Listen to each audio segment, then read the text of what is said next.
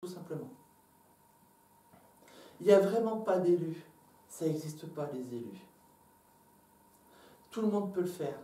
Et vous en avez plein, combien autour de vous disent « Non, mais moi je tire les cartes, mais bon, juste un petit peu comme ça. » Oui, mais tu fais des consultations, enfin tu les tires à des gens. Ouais, non, mais en plus il y a des trucs qui se passent. Jure. Pourquoi ça ne se passerait pas? Si à ce moment-là on le fait avec juste le lâcher prise d'avoir envie de donner à l'autre, ben évidemment ça va se passer. Bien évidemment. Est-ce que dans les rêves, ça peut représenter des intuitions, des visions, des intuitions, des rencontres? Complètement. Ce qu'on appelle rêve, on revient sur le côté esprit. Il est quand même bazar mon dessin. Vous aviez compris quelque chose, vous? Oui, oui. Ah ben, vous avez bien de la chance, parce que même moi, il va me falloir la notice. On revient sur l'histoire d'énergie. Allez, je vais même refaire ça. C'est bien parce que c'est bon. Maintenant, il y a un beau tableau. Hop, hop. On dort. Bon, pour une fois, là, on dort. Hein, hop, hop, avec la couverture. D'accord? On se rappelle qu'en dormant, on a notre énergie, qui est donc notre esprit. On se rappelle qu'ici, c'est la masse énergétique du monde spirituel. D'accord? Lui, c'est le repos. Exactement. C'est le mental et il dort. C'est comme les gamins, c'est la sieste. Oh, ça fait du bien. C'est pareil. Voilà. Quand vous dormez, on est bien d'accord que votre énergie, elle ne va pas s'enlever de vous. Autrement, ça veut dire que vous n'êtes plus de ce monde. Mais, on va prendre une autre couleur. Hop. Pendant que vous dormez, elle va s'élargir.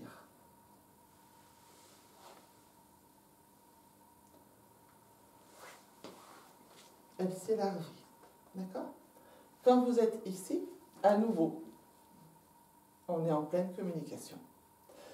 On n'est pas en train de faire une sortie astrale. On ne sort pas du corps, puisque ce n'est pas dans le corps. Par contre, ça peut être considéré comme une sortie astrale. Si, encore une fois, on met des termes. Là, soit vous avez Mamie qui arrive, les bras grands ouverts, et qui vous donne un message, et vous dites, mais cette nuit j'ai rêvé de Mamie, alors qu'en fait vous savez très bien que vous avez senti sa main dans votre main, et on a même des fois l'impression qu'on la sent encore, ou qu'on sent encore l'odeur, et en fait c'est un vrai message, c'est une vraie rencontre. Soit vous êtes en train de passer une peur terrible, et on va vous donner un indice sur cette peur. Juste pour vous dire à un moment donné, lâche. D'accord? Je vais vous dévoiler un morceau de ma vie, c'est ce que je fais. Alors, j'espère que ma vie elle vous intéresse, vous avez intérêt à dire oui tout de suite. Quand j'ai traversé 2 étapes difficiles de cancer du sein. Le premier s'est passé, bien été. Le deuxième, automatiquement votre mental il vous dit, c'était pas parti du premier ma fille. Le deuxième il est là, parce que tu vas y aller. J'avais peur, mais alors même quand on me disait, alors la phrase, mais toi t'es médium, tu sais bien ce qu'il y a derrière. Ouais, mais c'est aussi ce qu'il y a ici, et puis j'aime bien moi ce qu'il y a ici. Un jour, je vais faire une sieste, je rentrais de tout ce qu'il y avait comme examen, et puis je vais faire une sieste, et pendant que je fais cette sieste, d'un seul coup je rêve. Et je rêve quoi? Je suis avec une espèce de combinaison du clown Zavata, un peu, c'est-à-dire en papier, un peu comme les chemises de nuit d'hôpital, bariolée. Et Val est avec moi, et Val est habillée normalement. Et on passe une porte et on nous dit de nous mettre en salle d'attente. On se met en salle d'attente. Je suis une râleuse, je ne l'avais encore pas dit. Parce que dans le rêve, je râle. Et je m'assois, et puis je vois des gens passer par cette porte. Et que je ne connais pas les gens. Hein. Soit ils sont 2, une combinaison, un civil, on va dire. Soit la personne elle est toute seule, une combinaison. Personne n'est en salle d'attente. Tous me passent devant, et là il y a l'accueil de l'infirmière, et ils voient une porte, que j'aime pas cette porte en plus, je sais pas pourquoi, mais j'aime pas.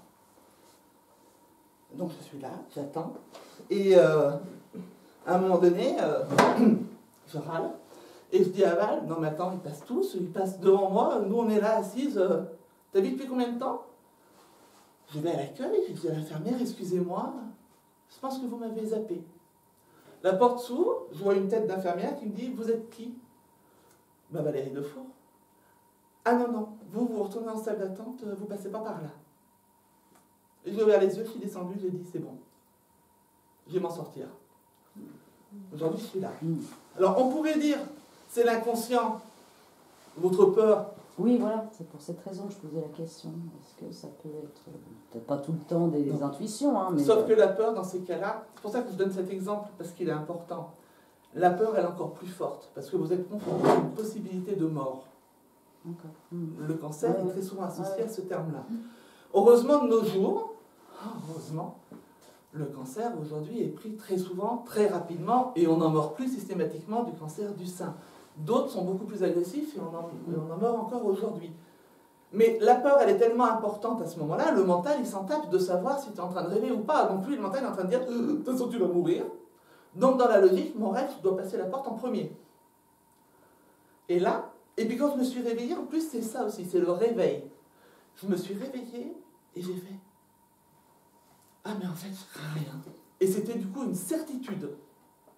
Et cette certitude-là, vous ne pouvez pas l'avoir de « j'ai envie d'être un peu plus positif, tiens, je vais me convaincre ». Non, c'est une vraie certitude. Et c'est vraiment quelque chose qui... ça s'inscrit. Et puis des fois, ça peut être sur d'autres choses. Ça peut être, par exemple, je ne sais pas, vous cherchez une maison et puis vous n'arrivez pas à trouver la maison et puis la date, elle approche et vous allez rêver que vous êtes en train d'emménager et en même temps que vous emménagez, vous avez ici, là, cette certitude. Encore une fois, pareil. Est-ce qu'une médium peut voir pour elle ou uniquement pour les autres? Alors moi, je triche. On a le droit de tricher. Dame, on peut tricher. En fait, on va revenir sur le problème mental. Ça veut dire que si, par exemple, je vous dis n'importe quoi, je cherche du boulot et je veux vraiment cette place. Mon mental, il va se dire... ou soit j'écoute ma peur et il va dire de toute façon tu vas foirer, tu l'auras pas. Ou soit au contraire je vais me dire ah mais j'ai un ressenti là c'est bien parce que ça va me motiver inconsciemment. Parce qu'on a notre mental. Et évidemment qu'on va essayer de se dire des choses qui nous rassurent. Alors moi j'ai trouvé mieux en fait je demande à ma guide. C'est-à-dire que pas tout le temps, hein, vraiment. C'est une fois par an et même pas toutes les années. Quand vraiment on a passé une année d'avant rude parce que tous les chemins sont rudes, hein. Même quand on est en médiumnité. Enfin, je veux dire, même si vous ouvrez la porte spirituelle, ça ne va pas alléger votre chemin. Il faut le savoir. Ce qui va alléger, c'est votre manière d'agir. Parce qu'on agit de manière différente, du coup. Et donc, effectivement, quand j'ai des peurs, parce que l'année d'avant a été catastrophique, et ben j'appelle, donc moi, elle s'appelle Soulema. J'appelle Soulema, et alors elle est pointilleuse, vachement plus que moi, où elle peut pointer des choses et même des fois me donner un moi et effectivement les choses se passent. Je fais comme ça fait réellement et sincèrement, pas parce que je ne veux pas, mais parce que j'ai du coup ce qu'il me faut et je me sers dans ce qu'il me faut. Ça fait un minimum de 11 ans que je n'ai plus consulté personne d'autre que Soulema. Vraiment. Et comment on fait pour connaître notre guide Alors ça c'était du coup c'est un thème différent, mais soit j'avais fait des conférences sur les guides spirituels, soit de toute façon on se moque du nom, du visage, on sait juste qu'il y a quelqu'un ici, parce qu'on le sent qu'il y a quelqu'un. Tout le monde dit ma petite étoile, tout le monde dit mon ange, ou même des fois on l'appelle ma grand-mère parce qu'on pense que c'est notre grand-mère ou notre grand-père. C'est pas grave. Si c'est votre guide qui agit, vous pouvez l'appeler comme vous voulez, lui c'est pas son problème. Par contre, quand on veut le connaître, parce qu'il est important pour nous de mettre un nom, de mettre un visage, parce que quand on a un visage, c'est vrai que du coup c'est un peu plus facile de visualiser. C'est vraiment sur une... Alors ça je le fais, hein, les rencontres guides consultants, et c'est sur un travail de médiumnité pure, oui bien évidemment. Et à ce moment-là, quand on fait les rencontres guides, il y a aussi le côté de l'histoire que vous avez vécue ensemble qu'on arrive à avoir. Mais encore une fois, si vous posez la question, est-ce que c'est obligatoire d'avoir son visage et son histoire? Non, ce qui est obligatoire, c'est votre ressenti avec lui. Je fais aussi des formations, alors mes formations spirituelles, parce que je n'ai pas trouvé de mots, Mais en fait, c'est des partages. Je ne suis pas enseignante, je ne suis pas formatrice. Moi, je partage ce que je suis. Et dans ces formations-là, en tout cas, c'est ce que j'essaye de démontrer tout le temps. C'est-à-dire que vous êtes les premières personnes à avoir la totalité de ce que vous pouvez faire. Moi, j'enlève juste des couvertures ou des fois, les issues, les tonnes, je sais pas, d'inepties qu'on peut lire un peu de partout et qui, du coup, vous bloquent sur une case bien précise et qui vous empêchent d'avancer. Vous provoquez des prises de conscience. Ouais, j'aime bien cette phrase. C'est ça. C'est tout à fait ça. Mais qui je serais réellement et sincèrement pour vous dire faites comme ça? Vous allez faire comme vous le ressentez. Ça arrive par moments que les gens, quand ils viennent, alors ils viennent sur une formation de base, et ils me disent je vais être vous. Ça veut dire quoi, je vais être vous? Parce que moi, je vais juste faire en sorte déjà que vous soyez vous-même. Et dans le vous-même, vous preniez conscience de tout ce que vous avez. C'est ça qui est important. Après, alors ça, c'était aussi mon petit côté. Par moments, j'étais déçue quand les gens venaient en formation parce qu'ils venaient, en fait, ils venaient pour avoir leur guide et puis après, ils ne venaient plus. Je suis pas sûre que derrière, ils ouvrent encore plus de portes. Et puis après, à un moment donné, quand même, je me suis dit, mais t'es qui pour dire, allez, c'est dommage. C'est eux. Si une fois qu'ils ont leur guide, ils veulent le mettre dans un tiroir ou dans un carton et plus l'avoir, ça ne m'appartient plus. Par contre, ceux qui, effectivement, mais même sans avoir l'image, ceux qui vont essayer de fusionner avec ce qu'ils ressentent, mais vous êtes obligés d'avancer. Vous êtes obligés. Vous ne pouvez pas rester sur place. Mais ça prend du temps. Vous m'auriez dit, il y a 19 ans, tu mettras 19 ans, ma fille, pour te retrouver en face de personnes et leur expliquer tout ça. J'aurais dit 19 ans, non mais tu plaisantes, t'as vu le temps que ça fait? Et je me rends compte que mes 19 ans, d'abord, une, je ne les ai pas vus passer, alors ça c'est triste, je ne les ai pas vus passer. Et deux, il n'y a pas une année que je peux aujourd'hui regretter, c'est pas possible. Il faut juste faire attention quand on rentre dans le spirituel ou quand on rentre, même quand on va faire des voyances, ce qu'il faut faire attention, c'est l'adrénaline que ça va mener chez nous. Soit parce que vous êtes en train de vivre les choses et d'un seul coup vous avez l'impression que ça y est, tout est ouvert, alors on a une espèce d'adrénaline à se prendre un peu la grosse tête aussi, parce que, et on y passe tous, hein. Le chemin de la spiritualité c'est ça. Vous êtes obligé d'avoir la grosse tête à un moment donné. Puis je vous rassure qu'il y a une espèce de masse énergétique un petit peu au-dessus qui vous fait vite revenir les pieds bien sur terre pour pas que vous soyez trop haut. Ça, vous allez la voir. Et cette adrénaline-là, le problème, c'est qu'elle va vous faire vous planter. Alors, votre croyance en vous, elle va quoi? Elle va soit s'arrêter ici en disant « Oh, de toute façon, c'est pas pour moi ». Effectivement, je vous confirme, si vous tournez déjà le dos, c'est que c'est pas le moment. Pas pour vous, pas le moment. Soit vous dites non, non, là ça stagne, mais je m'en fous, moi je sais qu'il y a une porte là et je vais y aller, alors je vais trouver autre chose. Et puis vous faites et vous avancez et c'est le bon moment, c'est le juste moment. De toute façon, ça ne sert à rien de provoquer. Vous aurez les choses quand elles arriveront. Et ça ne vient pas de vous. Vous, on vous demande juste de vous préparer à ouvrir, à comprendre, à entendre, à ressentir. Et à partager. Parce que dans la spiritualité, si on rentre dedans, c'est pas... Alors, pour soi, ça nous aide, mais à un moment donné, vous serez de toute façon le maître de quelqu'un, parce que vous allez le maître, attention, on va remettre vraiment à niveau. Le maître, c'est que pendant cet échange, je suis en train de vous enseigner quelque chose, et dans une question que vous allez me poser, vous allez m'enseigner quelque chose. Parce que soit je ne vais pas pouvoir répondre, je vais me planter, soit parce que au contraire, je vais dire, oh mais mince, ça, je n'avais pas pensé à ça. Ça m'énerve, allez j'y vais et je travaille. Et du coup, vous auriez été mon maître à ce moment-là. C'est des vases communicants. En fait, c'est comme ça qu'on avance dans la vie. Votre enfant, il rentre de l'école, il arrive avec une évidence, vous allez dire, non mais j'ai 45 piges, j'ai même pas pensé à ça. C'est mon gamin qui rentre de maternelle, il me dit ça, et en fait, c'est lui qui a raison. Parce qu'à ce moment-là, il vous donne l'information que vous avez besoin de recevoir. On est toujours en train de s'apprendre mutuellement. Et pour le contact avec les défunts, vous travaillez toujours sur photo? Alors, je demande une photo parce que c'est le côté plus rapide pour moi. Et encore une fois, parce que dans ma façon d'évolution de travail, avant quand j'ai commencé les défunts, j'avais pas de photo et je décrivais le défunt physiquement.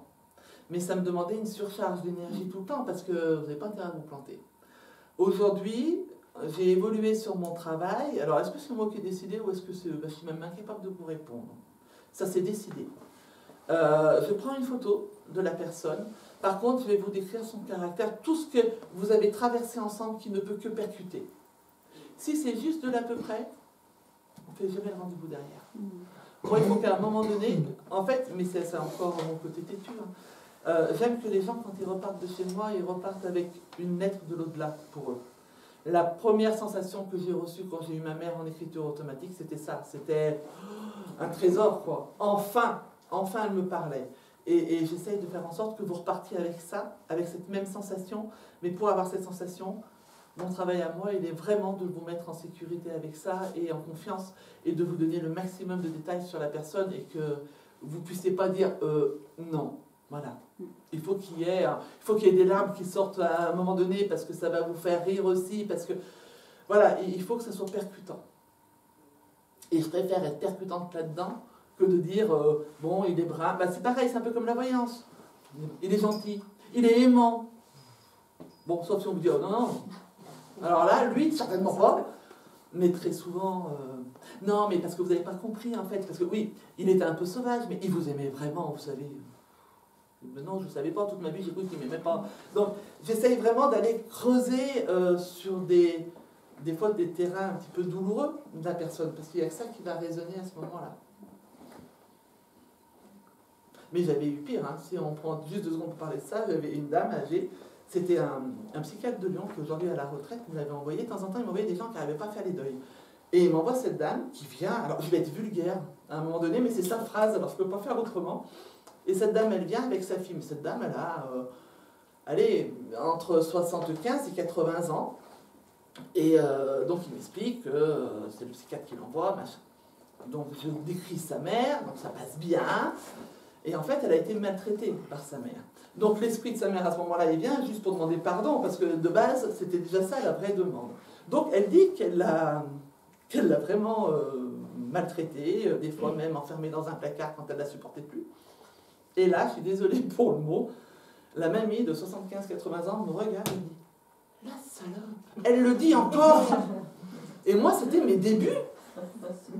Et je regarde la fille en me disant « Mais je crois que votre maman, elle n'a pas compris. » Alors la fille dit « Mais maman, c'est pas ça. Ta mère, elle est en train de se te dire « Mais quand même, t'as vu la salope ?» Elle le dit toujours, même maintenant.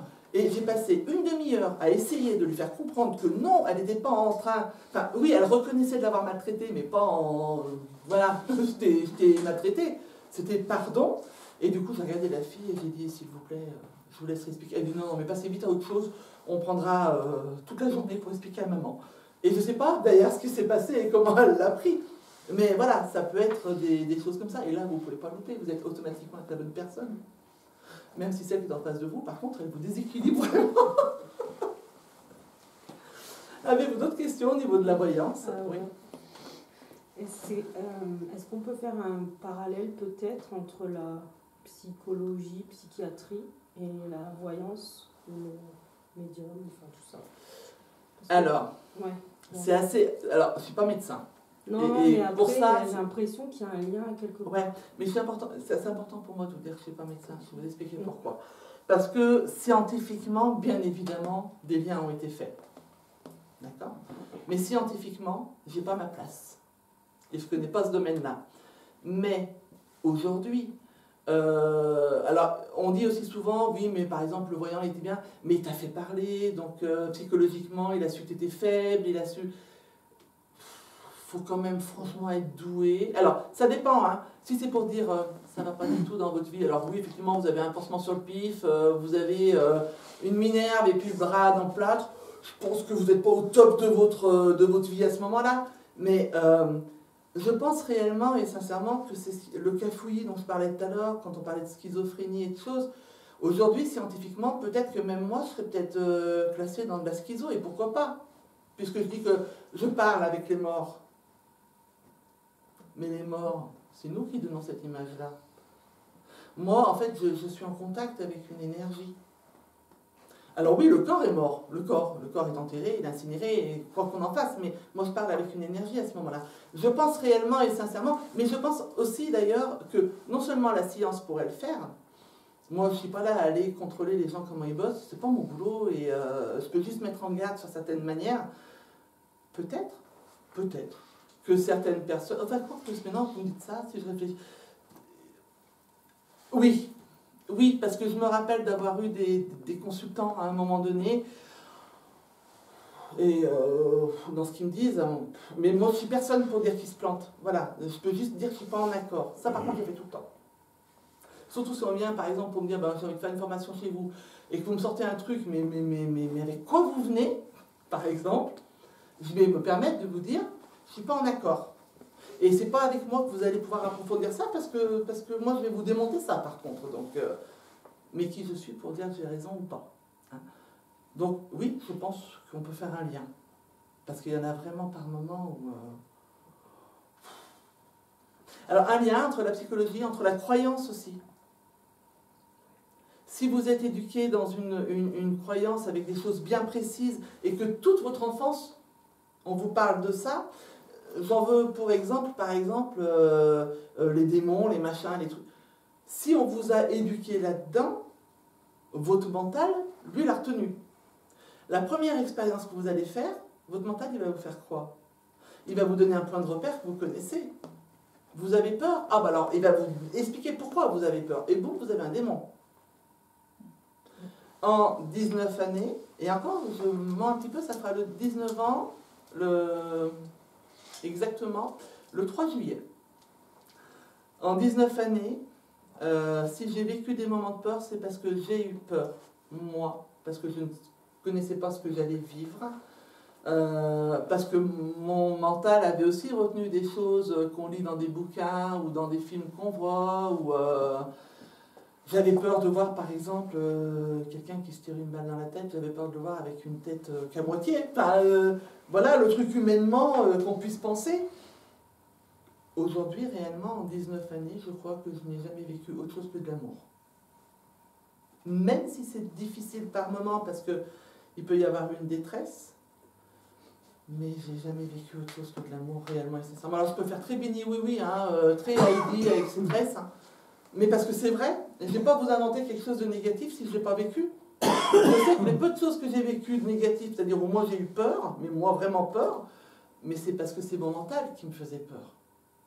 C'est parce que je savais que j'allais pas voir, parce que, et si jamais ça me saute dessus, bah pourquoi ça me sauterait dessus? Enfin, hein? Ils ont peut-être autre chose à faire que de nous sauter dessus. Mais voilà, j'ai été conditionnée là-dedans parce qu'à un moment donné, je l'ai lu, je l'ai vu, ou j'en sais rien.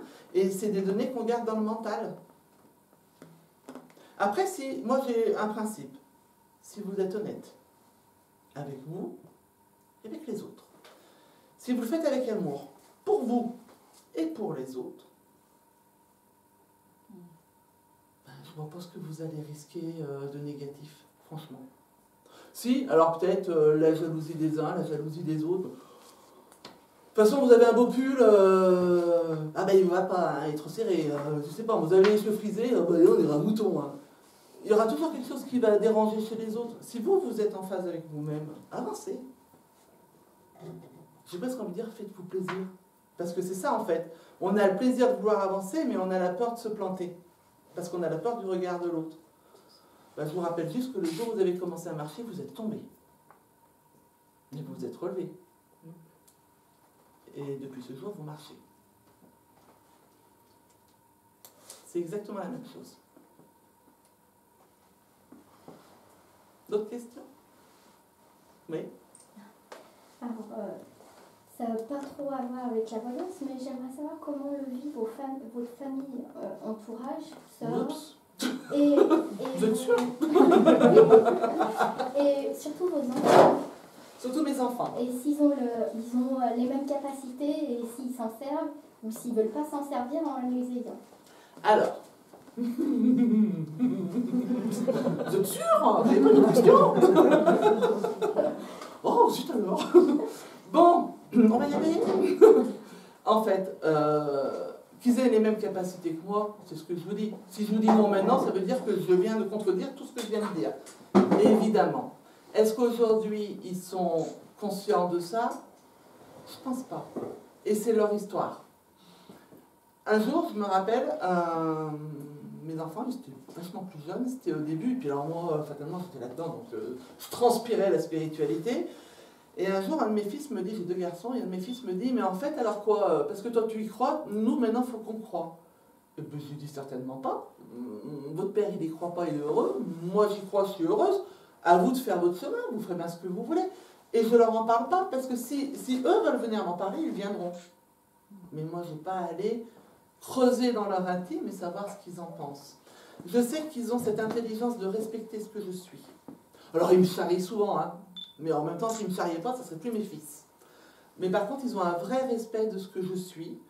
Je sais que la première conférence que j'ai faite, où mais je tremblais de partout, j'ai vu mes 2 fils le lendemain, et un des 2 me dit et alors ta conférence, ça a été? Donc il y a cet intérêt, il y a ce respect, et ça me fait plaisir. Derrière, mon ex-mari, puisque je ne suis plus avec leur père, mon ex-mari n'y croyait pas du tout. Alors pourquoi on n'y croit pas? Soit parce qu'on a trop peur d'y croire, parce que croire veut dire ouvrir, ou soit parce que dans son éducation, il n'est pas du tout là-dedans. Puis il a le droit aussi de ne pas être là-dedans. Par contre, j'ai toujours refusé qu'on puisse salir ce que moi je devenais. Ça, c'était important. Je crois que ça a été ma plus grosse bataille, ça a été ça. C'était à la limite, vous pouvez tout me dire sur moi. Que je suis moche, que je suis nul, tout ce que vous voulez, mais jamais quelque chose de ça sur ma spiritualité, parce que c'est vraiment quelque chose que j'ai grandi au maximum et où j'ai mis une énergie qui a été folle là-dedans, parce que je veux vraiment que ce soit lumineux. Et ça, c'est la seule chose que je crois que c'était ma plus belle bataille, elle a été là. C'était de dire jusqu'à quel point tu veux être dans la spiritualité. Est-ce qu'effectivement, si les personnes que tu aimes les plus proches ne sont pas en accord avec toi, est-ce que finalement tu poses le crayon et tu tournes? Ou est-ce que tu dis, bah, c'est pas grave, tant pis, je serai toute seule dans mon truc, mais j'y vais. Et aujourd'hui, ben, je peux vous dire que c'est la plus belle décision que j'ai prise, et c'est le plus beau chemin que je parcours, ça c'est certain. On aime tous nos enfants, on aime tous nos maris, nos parents, nos grands-parents, nos amis, mais si vous remarquez, dans cet amour-là, si on voulait mettre des cases, on ferait des cases parce qu'on n'aime pas de la même manière. On peut avoir aimé à 20 ans notre premier amour, en pensant qu'on n'aimera plus jamais pareil, et rencontrer un homme à 55 ans, et l'aimer tout aussi fort, mais d'une manière différente, parce que l'amour est fait de ça. L'amour spirituel, c'est encore un tout petit peu au-dessus, où là, il n'y a même plus de conditions, en fait. C'est ce qu'on appelle l'inconditionnel. On ne demande rien en échange. C'est juste, on pose l'amour, serre-toi pas, mais il est là. Voilà. Donc je me suis battue un peu par rapport à ma famille. Je ne suis même pas sûre qu'aujourd'hui, réellement, quelqu'un des miens ne sache vraiment qui je suis comme je suis aujourd'hui, au millimètre. Ben, c'est pas grave. Je ne suis pas là pour démontrer ce que je suis. Si vous, ça vous aide à un moment donné, ben, c'est que j'ai déjà quand même bien réussi mon chemin, non? Et c'est ça qui est important. La famille, elle vous connaît comme vous étiez avant. Soit il y a un avant, soit il y a un après. C'est-à-dire si à un moment donné vous n'avez rien compris, que vous vous accrochez à une ampoule en pensant que c'est la lumière céleste, ça veut dire que vous avez un petit peu perdu le ciboulot. Mais de toute façon, entre l'avant et après, c'est logique que la personne va rester ancrée sur la personne qu'elle connaît vraiment, c'est celle d'avant. Parce qu'elle ne comprend pas tout ce qui se passe à côté. Et puis ça fait peur. Donc de toute façon, on le met de côté. Puis après, il peut y avoir des petites jalousies, du style pourquoi elle parle à maman et pas moi? Inconsciente, hein? Et il peut y avoir plein de choses comme ça. Mais c'est ça qui est beau. C'est que c'est pas. Je le disais tout à l'heure en rigolant avant de commencer la conférence, oui, des phrases, un long fleuve tranquille. Non, mais franchement, s'il était trop tranquille, il faut que ça monte, il faut que ça bouge, il faut qu'il y ait des choses qui vous fassent peur, parce que cette peur-là, elle va déclencher autre chose. C'est ça qui est important. Autrement, je ne comprends pas le sens de ma vie depuis ma naissance. Hein. Je ne vais pas vous faire ma bio, mais on va tous pleurer avant la fin de l'heure. Enfin, à un moment donné, il faut qu'il y ait une vraie raison de tout ça. Et puis je crois que chaque épreuve qu'on vit, elle nous rend plus fortes. Et plus elle nous rend fort, et plus on a envie d'avancer sur une épreuve différente. Alors spirituellement, il y en a qui disent non, mais remercie toutes tes épreuves, parce que je t'assure, elles te font évoluer. Non, avant de la remercier, traversez-la. Hein, essayez de ne pas être par terre, déjà c'est bien. Si vous êtes par terre, relevez-vous. Et après, vous pourrez dire, je suis contente, celle-là, je l'ai passée. Mais bien évidemment, qu'à chaque fois que vous allez vivre une épreuve, vous aurez un genou à terre. tout de suite. L'important, c'est le temps que vous allez rester le genou à terre. Est-ce qu'une médium, un médium peut avoir des infos sur une personne sans son consentement? Alors, certainement, mais moi je ne le fais pas. C'est-à-dire que même si on me demande, si par exemple tu viens avec une photo de ta fille, je vais t'aider sur le comportement de ta fille, mais j'ai certainement pas à aller te dire ce qu'elle vit dans l'intime vraiment, profondément. Parce que c'est comme par exemple, est-ce qu'une médium, elle peut, quand on est à table, nous regarder, puis oh mon Dieu, elle voit tout ce que. Bah, moi j'appellerais ça un viol. Tu m'as rien demandé, ça ne m'appartient pas. C'est déjà compliqué quand les choses, on nous les demande et qu'il va falloir aller à l'intérieur de ça en disant comment je vais annoncer. Voilà. Des fois, moi je mets des papiers dorés, hein. J'en mets au moins 3 tonnes pour arriver au mot final, mais au moins le papier doré, il a amorti le choc. Mais c'est important de pas. Alors oui, la maman qui veut dire ma fille, elle sait pas si elle va partir au bac ou si elle arrête. Évidemment que là tu vas répondre. Le mal, il n'est pas grand. Mais maintenant de dire non mais parce que ma fille, elle est mariée là. Bon bref, il s'appelle comme ça. Donc déjà, tu sais que la belle-mère, elle n'est pas du tout ok avec le gendre. Voilà. Tu le vois bien, bien marqué. Et puis, vous voyez pas s'ils vont divorcer. Bah, ce que je peux vous dire, c'est qu'en tout cas, en ce moment, ils sont bien heureux. Mais de toute façon, tu veux dire quoi? Enfin, ça m'est arrivé, moi, d'avoir des... Alors, je veux bien entendre que quand tu t'occupes de quelqu'un de malade, c'est épuisant, vraiment. En plus, c'était quelqu'un d'âgé. Et de dire... non, parce que là, j'en ai marre. Vous voyez pas quand c'est qu'il va mourir. Enfin, il faut te préparer à ça. C'est ça aussi, la spiritualité. Là, ça vous fait sourire, mais le jour où vous l'avez en face de vous, vous ne souriez plus. Et là, vous dites, attendez, j'avais le cas d'une dame, c'est à un moment donné, qui me dit, non, mais parce qu'en fait, donc je capte bien qu'elle n'est pas heureuse avec son mari, ça ne va pas avec son mari, et c'est clair qu'il va falloir se séparer, c'est marqué sur le chemin, mais c'était à elle d'agir.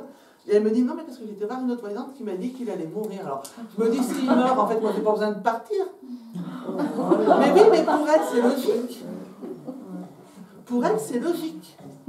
C'est-à-dire que si on vous dit, mais vous vous rendez compte ce que c'est, enfin, certains d'entre vous sont peut-être divorcés, engendrer un divorce, psychologiquement, allez, faut y aller, quoi. C'est pas, je me réveille un matin, mon alliance. Non, c'est un deuil déjà. C'est une séparation, c'est comprendre que c'est pas un échec de vie, que l'échec, il est peut-être de rester avec. C'est toute une préparation qui se fait. Et là, si on vous dit, de toute façon, vous ne cassez pas la tête, madame, hein, parce qu'il va tomber malade, il va partir. Bon, bah, effectivement, ce n'est pas la peine de vous casser la tête. Au pire, vous allez vivre encore quelques années difficiles. Voilà. C'est vraiment sur ce niveau-là où il y a intérêt à faire super attention à ce qui peut être dit.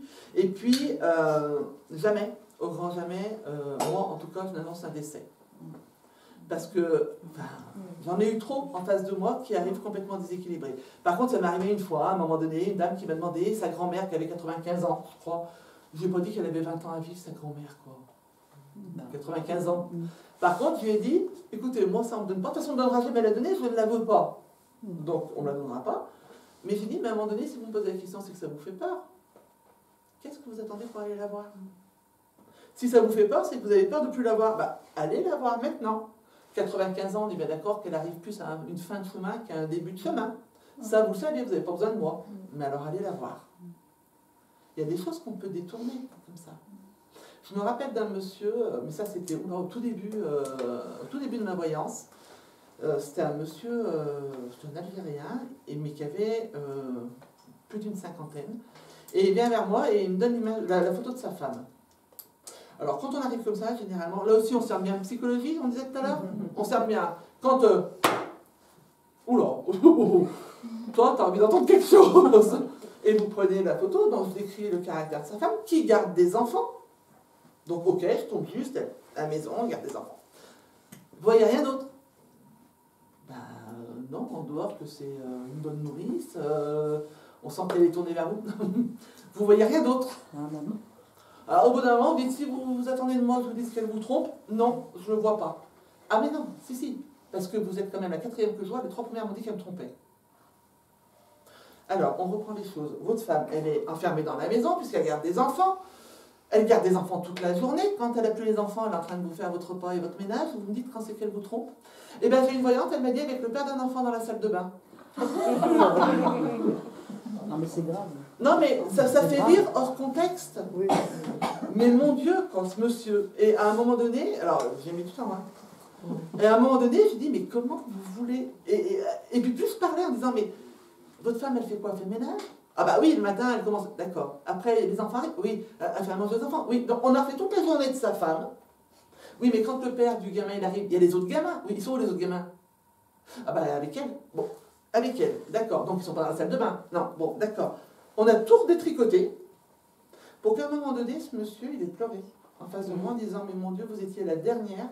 Je vais lui dire que je divorçais. Il a été jusqu'à tellement été imbu avec sa femme, mais imbuvable, que son fils avait été le voir au boulot en disant, mais va voir maman. Elle est prête à se jeter par la fenêtre. Elle n'en peut plus de ce que tu dis, elle pleure tous les jours. Et il me dit, mais vous vous rendez compte? Il dit, j'ai failli lui demander le divorce. Je dis, mais... Alors, le mal, il est un petit peu fait quand même, parce qu'il faut quand même bien lui faire prendre conscience. Si vous sortez, il y a un fleuriste pas loin. Allez lui acheter un bouquet de fleurs, et puis dites-lui que vous l'aimez.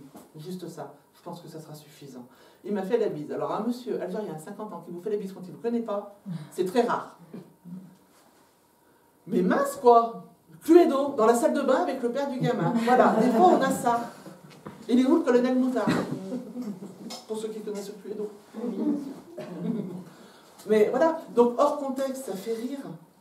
Mais quand vous avez ça souvent, c'est beaucoup moins marrant. Bah, ça aurait pu finir en drame. Bah, de toute façon, il la foutait dehors. Hein. Bah oui, mais... Donc voilà. Et pauvre dame, quoi. Enfin, puis moi, je me mettais à sa place, je me disais, mais elle fait tout pour que lui montrer qu'elle est tournée vers lui. Parce que vraiment, elle fait tout. Hein. Et en fait, tout ce qu'elle se prend, c'est toutes les insultes qui vont avec un adultère, quoi. C'est ce qui est dangereux dans certaines voyances. Hein. Mais ça, on ne peut pas... Mais... Alors, le problème c'est qu'on a l'effet spectacle. C'est-à-dire que si vous tombez, par exemple, un peu juste sur un détail, derrière, c'est facile de faire un spectacle. C'est facile de vous faire faire... Oh. Alors, rien que ça, ça y est, on est dans le spectacle. Le problème, c'est le dégât que ça fait chez vous. Chez nous. Parce que... Même si j'allais consulter, ça le ferait chez moi aussi à un moment donné. Même si j'ai le réflexe maintenant de me dire cocotte, avec quoi t'arrives, hein, ça laisse des séquelles. Enfin, je veux dire, c'est comme un caillou dans votre pare-brise. Ça ne veut pas dire qu'il l'a cassé, mais si vous regardez bien, il y a un tout petit poc dans le pare-brise. Ça fait ça. Et ce petit poc, à la prochaine grosse bosse, et puis là, carglass sans spiritualité, ça n'existe pas. Voilà. Donc, il va falloir trouver une autre solution.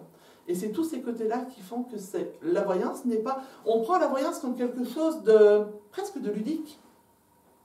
Mais on parle de nos vies. On parle de notre amour, de notre histoire sentimentale, de nos enfants, de nos fausses couches, de nos incapacités, de nos impossibilités. C'est pas ludique. On ne recommence pas la partie si on s'est planté. Ce qui a été mis sur le tapis, c'est mis sur le tapis, c'est posé, c'est trop tard. C'est pour ça que c'est toujours très, très, très important de pas... On sait tous qu'on a une impatience. Oh, il va se passer ça, attends, non, mais là, j'ai trop peur, j'appelle. Mais réfléchissez avant. Moi, j'ai eu aussi une consultante, son mari lui coupait ses cartes bancaires. Parce que plateau de voyance, au téléphone. Elle en était limite à... oh oui, mais alors, attends, je vais passer mon examen. Elle venait me voir pour ça. Non, mais alors, en plus, elle me faisait du poussing. Elle me venait avec des courgettes de tomates pour me forcer à la recevoir. Mais je disais non, je ne me reçois pas. Parce qu'elle passait un examen à 14h, elle venait à 10h30 le matin pour que je la rassure sur l'examen de 14h. Non, mais on en est à 3h l'examen, enfin 4h. Allez, passez votre examen, et puis moi je ne suis pas là pour vous dire votre état de santé. On peut regarder s'il y a des failles, on peut regarder s'il y a des fragilités, ça aussi la santé, attention. On peut regarder s'il y a des choses à répercussion, mais on n'est pas là non plus pour vous dire attention, vous avez un cancer. Ou attention, vous allez choper, je vois bien une grosse maladie là.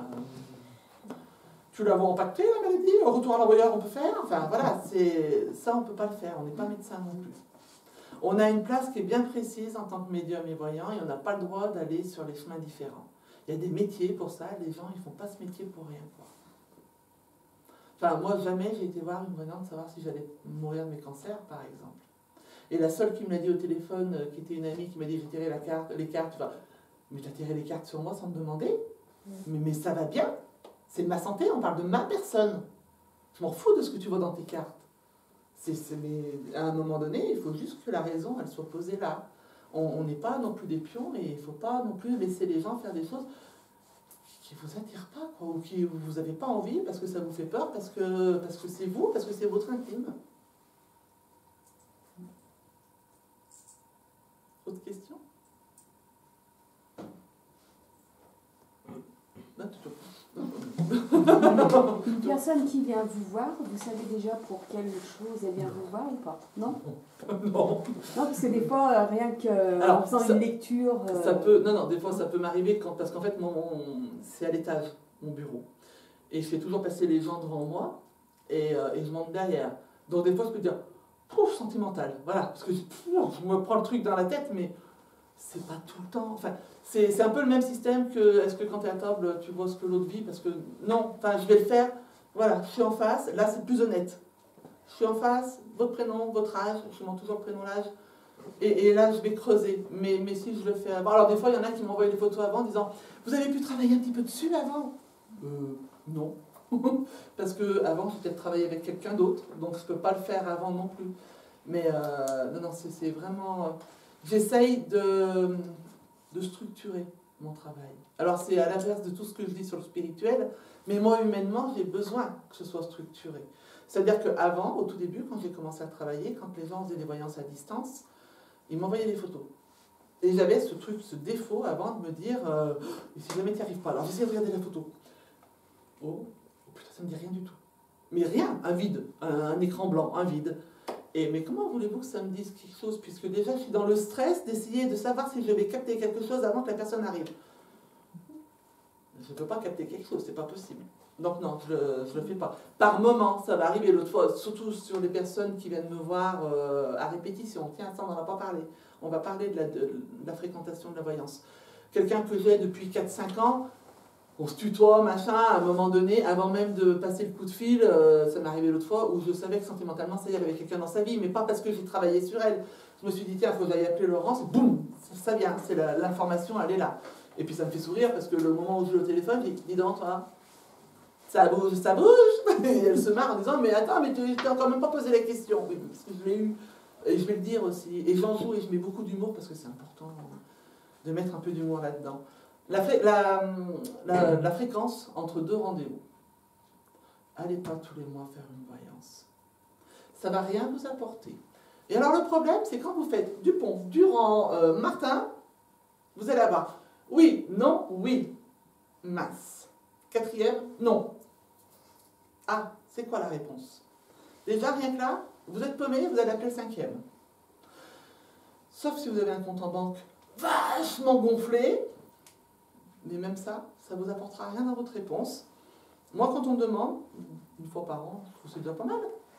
Déjà.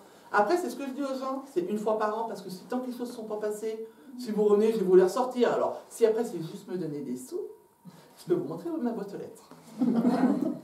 Mais si c'est pas pour ça, si c'est pour avoir une réponse, c'est stupide. Venez pas plus qu'une fois par an.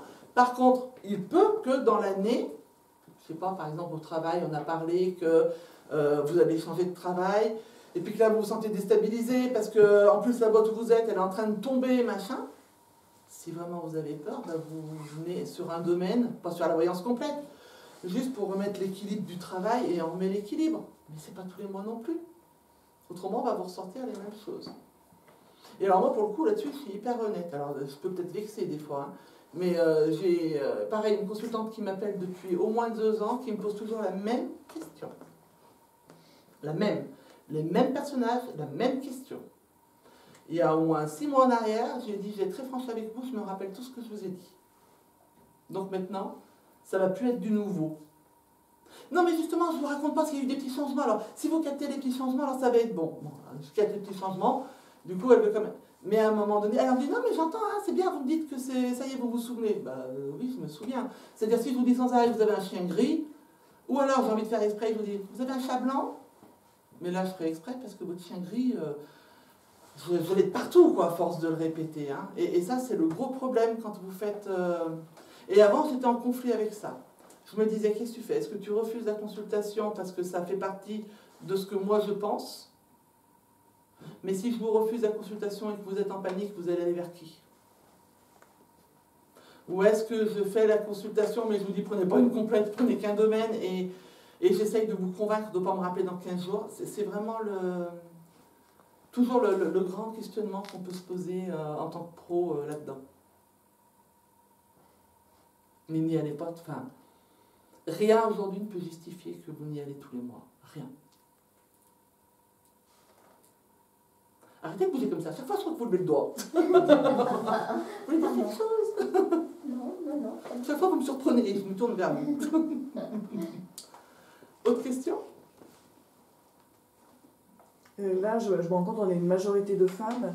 En consultation, est-ce que vous avez plus de femmes qui viennent vous voir ou d'hommes? Alors, Ou il y a c'est en partagé? pourcentage plus de femmes, il y a pas mal d'hommes. Oui. Mais je me rappelle une fois où j'avais eu le mari d'une consultante et elle me dit, ouais, parce que moi je ne dis pas à mon mari, hein, bon. Ah non, parce qu'à table, à chaque fois il dit, ouais, c'est comme les bonnes femmes, elle croit c'est conneries et tout. Sauf que son mari, je l'avais eu 2 semaines avant en consultation. Pour un homme, c'est un peu plus difficile, je pense, pour certains. Hein. Maintenant, ça s'ouvre sur une spiritualité, donc on est un peu mieux. Mais c'est un peu plus difficile chez un homme. Est-ce que nous, les femmes, on a une certaine sensibilité qui fait que on est peut-être plus attiré par le spirituel ou par... Alors, on a peut-être une certaine sensibilité un peu plus ouverte, et puis je pense qu'on a aussi peut-être un plus grand besoin d'être rassuré. Alors, je diminue pas l'homme. Je diminue pas l'homme, Fred, dans ce que je vais dire. Parce que le pauvre, c'est le seul en plus aujourd'hui. Tu te sens en minorité? Un peu.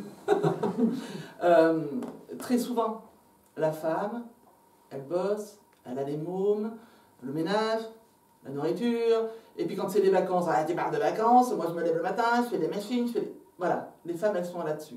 Et elles ont l'impression, à un moment donné, de porter le monde. Alors pour le coup, c'est pas qu'une impression souvent, mais pour d'autres, c'est aussi une impression. Et par moments, je crois que ça fait du bien de poser ses valises sur quelqu'un qui vous écoute et sur quelqu'un qui va vous éclairer. Ça m'est arrivé, par exemple, d'avoir des femmes qui sont hyper fatiguées, être persuadées qu'elles sont au bord du divorce tellement elles n'en peuvent plus, et puis une fois qu'on regarde sur la voyance, je dis, mais on est bien d'accord que, je sais pas, par exemple, Martine sans Gérard, il n'y a plus de Martine. Ouais, vous avez raison. Il m'énerve, hein. Mais je l'aime, quoi. Ben voilà, c'est bien aussi de faire reprendre conscience de ça. Ça fait partie de la guidance aussi. Et si je rebondis sur la question de tout à l'heure, ma médiumnité